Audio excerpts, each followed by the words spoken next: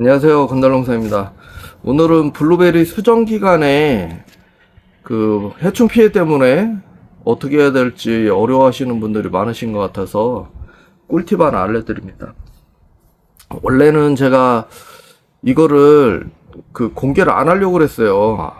왜냐면 일반 사람들이 생각할 때 너무 좀 상식을 벗어나서 이게 말이 돼? 뭐 이런 얘기가 나올 게 분명해가지고 공개를 안 하려고 그랬던 건데, 혹시나 해서 제가 찾아봤는데 농진청에서 그 연구를 한번 했었더라고요. 그래서 뭐 똑같은 상황은 아니지만 효과가 있다는 게 그 연구 결과로 있어가지고 그래서 공개를 하기로 마음먹었습니다.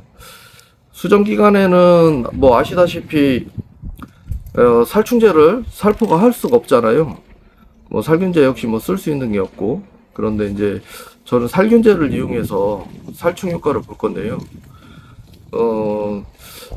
대부분은 또 이 얘기를 들으면 또 이게 뭔 소리야 또 이런 생각을 할 수 있는데, 사실은 저는 좀 알고 있었어요. 일부 특정 살균제들은 벌레를 죽일 수 있다는 거를 알고 있었어요. 그래서 이제 저는 친환경을 하다 보니까 친환경으로 쓸 수 있는 것 중에는 흔하지는 않는데, 그래도 이게 가능하겠다 싶어서 사용을 했던 게 한 두 가지 있는데요. 그러니까 하나는 이제 축사용으로 쓰던 거라서 제가 이제 그거는 어떤 건지 공개는 안 하겠어요. 근데 그것도 축사용으로 사용했던 것도 벌레를 죽일 수 있습니다. 쐐기벌레하고 자벌레를 이용을 해서 제가 실험을 해봤거든요. 정말 죽어요. 그래서 이제 그걸 좀 쓰다가 이제 그 농업용으로 확실히 이제 친환경이다라고 이제 밝혀진 제품들 중에 이제 또 찾은 게 있는데, 그게 예전에 제가 말씀드렸던 산소탄 플러스 있잖아요. 이산화염소예요. 이 이산화염소를 가지고 살충 효과를 볼 수 있는데, 농진청에서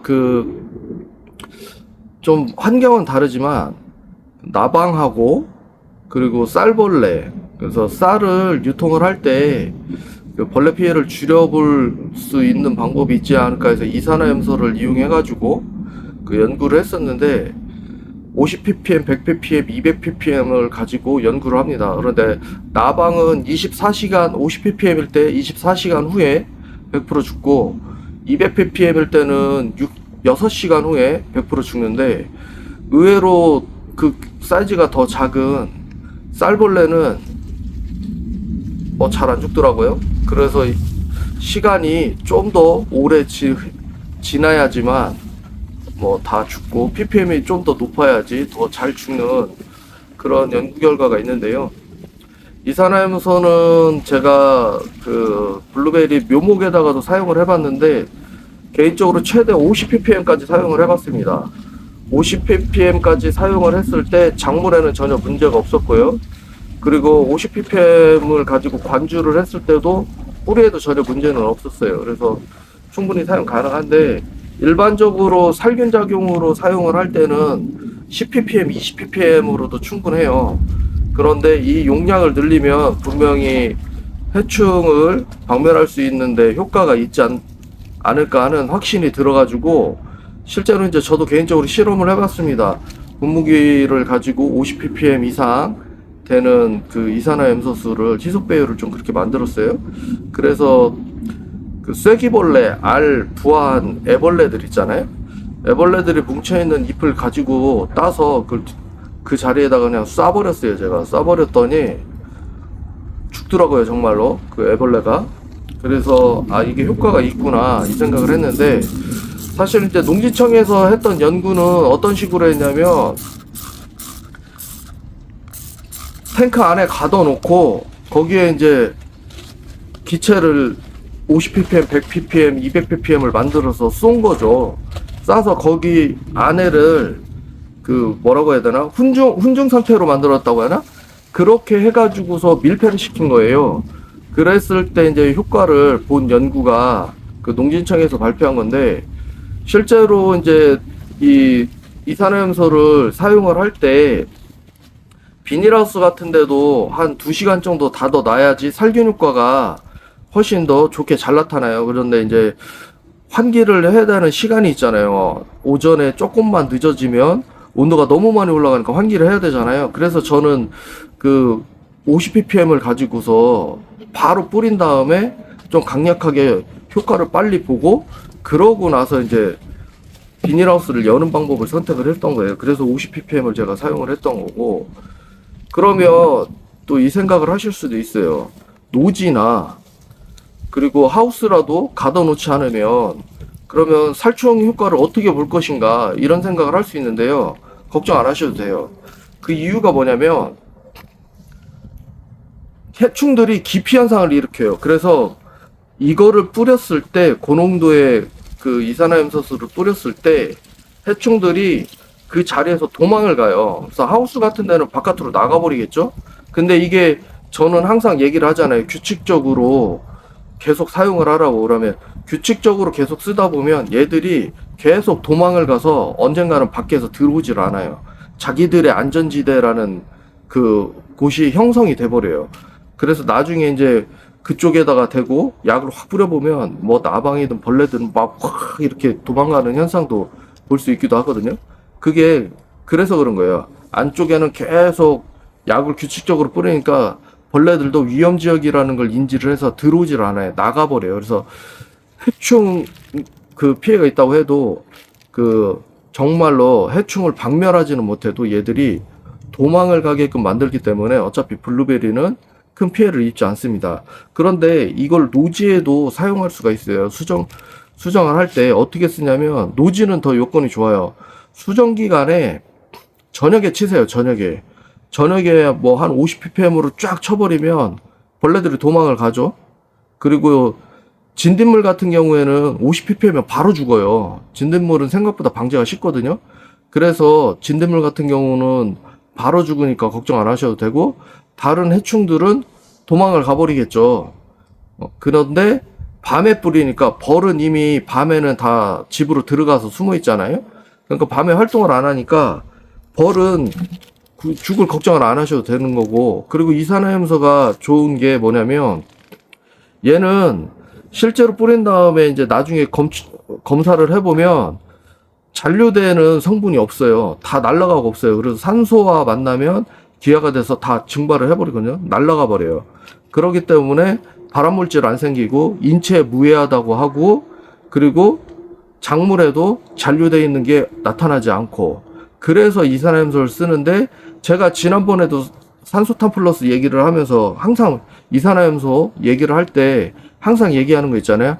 보호장구 꼭 착용하셔야 돼요. 한 20ppm 정도라도 큰 자극은 느껴지지는 않지만, 그거를 하우스 예를 들어서 뭐 비닐하우스에서 한번 쫙 뿌리고 나가면 기관지가 안 좋아져요. 그래서 기침을 하게 됩니다. 그게 영향을 미치기 때문에 그래요. 그런데 이제 50ppm 같으면은 100% 옵니다. 그래서 저 같은 경우 이제 항상 풀페이스 마스크를 사용하는 이유가 눈하고 호흡기를 같이 보호를 해주기 위해서 풀페이스 마스크를 쓰는 거고, 따로따로 써도 되는 거 아니야 뭐 그럴 수 있나. 그거 쓰셔도 돼요. 쓰셔도 되는데 문제가 뭐냐면, 날이 조금만 더워지면 고글은 이 마스크를 꽉 잡고 있잖아요. 그럼 여기에서 습이 생겨요. 그래서 가려져 버려요. 그래서 저는 개인적으로 풀페이스 마스크를 추천을 하는 이유가 거기에 있어요. 그런 게 좀 덜 생기기 때문에. 그래서 항상 보호장구 꼭 착용하시고 사용을 하시면 됩니다. 그런데 주의할 점, 이거를 그러면 원액을 가지고 국소적으로 쏘면 되지 않을까 생각하시는 분들 계실 텐데, 절대 하지 마세요. 그거는 나무 죽습니다. 나무 죽여요. 그건 100% 나무 죽이니까 절대로 원액 가지고 쓰지 마세요. 그래서 이제 그 비닐하우스 같은 데는 방제를 어떻게 하냐면, 한 20ppm 정도만 돼도 진딧물 같은 건 죽거든요. 그러면 하우스를 돌다가 진딧물이 발생을 하면 분무기로 20ppm, 30ppm 만들어 가지고 고기만 쏴요. 고기만 쏘면 진딧물이 죽어요. 그 자리만. 그래서 그 부분만 방제를 하게 되면 벌도 안 죽이고 진딧물도 잡고 이렇게 할 수가 있는 거예요. 전체적으로 막 연면 시비를 싹 해버리면 벌을 죽일 수 있는 좀 위험 요소가 있기 때문에 그렇게 하시면 안 돼요. 그래서 분무기를 가지고 다니면서 국수적으로 쏘시면 됩니다. 그러면 벌도 지키고 나무도 지키고 해충 피해도 줄이고 이렇게 할 수 있습니다. 안 그래도 지난번에 제가 그 진딧물 방제 실험 그거 이제 말씀드린다고 했잖아요. 그건 따로 이제 곧 영상을 찍어서 올릴 건데, 그거 할 때도 진딧물이 있을 때는 저도 같은 방법을 사용했어요. 분무기로 가지고 다니면서 축지 뿌리면서 사용을 했습니다. 그래서 좀 이렇게 또 얘기를 하면 또 어떤 걸 써야 돼 하면서 종류가 많으니까 궁금해 하시잖아요. 일단 정 모르겠으면 산소탄 플러스 쓰세요. 산소탄 플러스가 비싸게 느껴지더라도 그거를 일회 사용량으로 나눠가지고 해보면 생각보다 많이 비싼 건 아니에요. 많이 다른 이제 친환경 살충제, 살균제에 비해서 가격이 훨씬 더 저렴하면 저렴하지 비싸진 않을 거예요. 그래서 정 모르겠으면 산소탄 플러스 쓰고요. 이제 저 같은 경우에는 요 얘를 써요. 예, 크리나. 얘 8%로 돼 있잖아요. 얘는 8만 ppm짜리예요.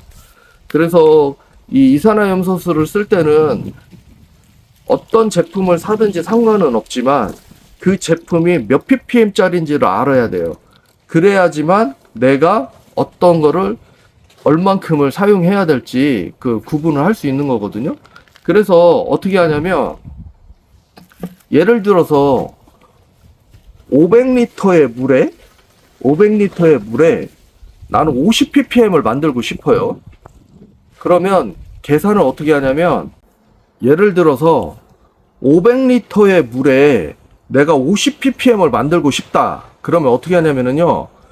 일단은 그 500리터를 cc로 변화를 시킵니다. cc로 변화를 시키면 50만 cc예요. 네, 1리터 1000cc 맞죠? 그리고 10리터면 10,000cc. 그리고 100리터면 10만 cc. 500리터면 50만 cc. 그렇죠? 그래서 50만 cc 곱하기 원하는 ppm으로 합니다. 그래서 저는 50ppm 만들고 싶으니까 50만 곱하기 50. 그리고 나누기 내가 사용하는 이산화염소수의 ppm을 알아야 된다고 그랬죠? 그게 중요해요. 내가 사용하는 이산화염소수의 ppm. 예를 들어서 저 같은 경우에는 8%짜리 8만 ppm짜리를 사용을 하잖아요. 이제 8만 ppm짜리를 사용을 하니까 계산을 어떻게 하냐면 50만 곱하기 50ppm 만들고 싶은 50ppm 그래서 50만 곱하기 50 나누기 8만 내가 사용하는 이산화염소수의 농도가 8만 ppm이니까 이렇게 하는 거예요. 50만 곱하기 50 나누기 8만. 그래서 만약에 이제 어떤 제품을 사실지는 시청하시는 분들이 어떤 제품을 사실지는 모르겠지만 제품을 구입하신 제품이 예를 들어서 100ppm짜리다. 그러면 50만 곱하기 50 나누기 100 이렇게 하시는 거예요. 그러면 50리터에 본인이 사용하는 이산화염소수를 몇 cc를 넣을지 계산이 나오는 거예요. 그래서 그 양대로 물에다 섞으시면 됩니다. 20ppm을 만들고 싶다 그러면 50만 곱하기 20 그리고 나누기 사용하고 있는 이산화염소수의 ppm 이렇게 계산을 하시는 거예요. 이렇게 계산을 하셔가지고 원하는 ppm을 만들어서 연면 시비를 하셔도 되고 이제 토양살균으로 관주를 하셔도 됩니다. 그렇게 하셔가지고 사용을 하시면 되고 저 같은 경우에는 뭐 1년에 한 두세 번 정도는 이산화염소수로 관주를 해줘요. 관주를 하면 뭐 이제 살균작용도 살균작용이지만 그것 때문에 토양에 있는 벌레들도 좀 많이 사라지거든요. 그래서 비용이 많이 드니까 이 비용을 줄이기 위해서 저는 8만 ppm짜리를 사용을 해요. 8만 ppm짜리로 사용을 하면 더 많이 여러 번 쓸 수 있기 때문에 그래서 관주를 할 때 사용하는 양이 되게 많아요. 그래서 관주를 할 때 들어가는 양이 많기 때문에 1년에 몇 통씩 쓰게 되는데 이거를 관주를 하실 때도 보호장구를 꼭 착용을 해야 돼요. 관주를 하면 이렇게 연면 시비는 거의 뭐 분부되면서 쫙 공기 중으로 퍼지잖아요. 그러니까 뭐 흡수가 잘 되니까 문제가 되겠지라고 생각할 수 있고, 그런데 반대로 관주를 할 때는 그렇게 되지는 않고 물로 그냥 쭈루루 다 떨어지니까 괜찮겠지라고 생각하겠지만, 제가 말씀드렸잖아요. 얘는 기화가 돼서 날아가 버려요. 그렇기 때문에 관주를 하고 다닐 때도 풀페이스 마스크를 쓰고서 돌아다니셔야 돼요. 안 그러면 나중에 뭐 이렇게 연면시비한 것보다는 조금 덜하긴 하지만 그래도 계속 기침하면서 며칠 동안 고생합니다. 근데 그게 계속 반복적으로 되면 기관지가 더 안 좋아지고, 그리고 뭐 각막 같은 데도 손상을 입을 수 있으니까 풀페이스 마스크 혹은 그게 없으면 마스크하고 고글을 꼭 끼고 보호장구 꼭 착용하셔야 돼요. 그렇게 하지 않으시면 기관지 각막 손상 입을 수 있습니다. 항상 이렇게 얘기를 해도 잘 안 들어요. 잘 안 들어서 문제인데 꼭 안전장구 착용하시고, 그리고 원하는 ppm으로 계산을 하시되, 제가 개인적으로 50ppm까지는 관주 연면십이 묘목에다까지도 해봤어요. 묘목에다 제가 이제 삽목한 거에는 아직 안 해봤는데 묘목까지 해봤어요. 묘목까지도 괜찮았습니다. 저는 개인적으로 했을 때 괜찮았기 때문에, 아주 이제 너무 작은 묘목은 아니었고 그래도 한 이 정도 40cm, 50cm 정도 큰 묘목이었는데 그런 묘목까지는 가능했으니까요. 참고하셔서 사용하시면 될 것 같아요. 그래서 그 다른 농사 하실 때도 이거 사용하셔도 되는데요.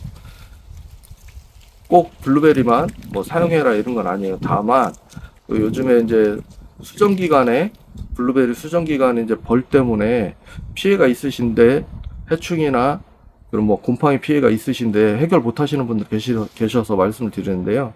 이런 방법으로 쓰시면 편하게 해결이 되실 겁니다.